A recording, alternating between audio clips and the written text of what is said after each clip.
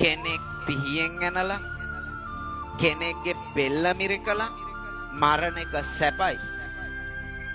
වචනයෙන් මුළු ජීවිත කාලයක් මෙරි මෙරි උපදින්න වචන කතා කරනවා නේද? බලන්න අද ලෝකයා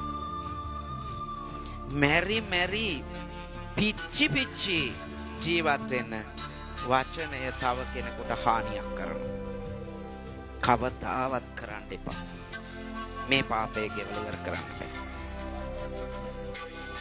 සමස්ත චරිතයම උප්පත්ති ඉඳන් ඝාතනය කරනවා. ඇත්තක් දන්නෙත් නෑ. හොයාගන්නත් බෑ. අමු බොරුව යන්නේ. බොරුවෙන් ඉන්නේ. මොකක් හරි තියෙන වෙලාවට මේ පිරිස එකතු වෙච්චහන් තමන් කරන කාර්යය අමතකයි. ඒ තැන ගිහින් අර වචන ටික ඇහෙනකොට කාට හරි මොනවාම හරි දෙයක් එද්දී ඒක කියන මන් දැක්කා. හැබැයි නෝ ඔහොම නෙමෙයි මෙන්න මේ විදිහයි වෙලා තියෙන්නේ. මෙන්න මේ විදිහයි වැඩේ උනේ.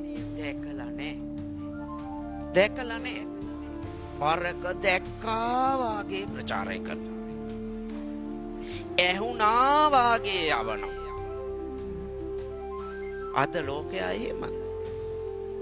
මේ වචන හින්දා අද ලෝකේ කීයෙන් කී දෙනෙක් විඳවනවද?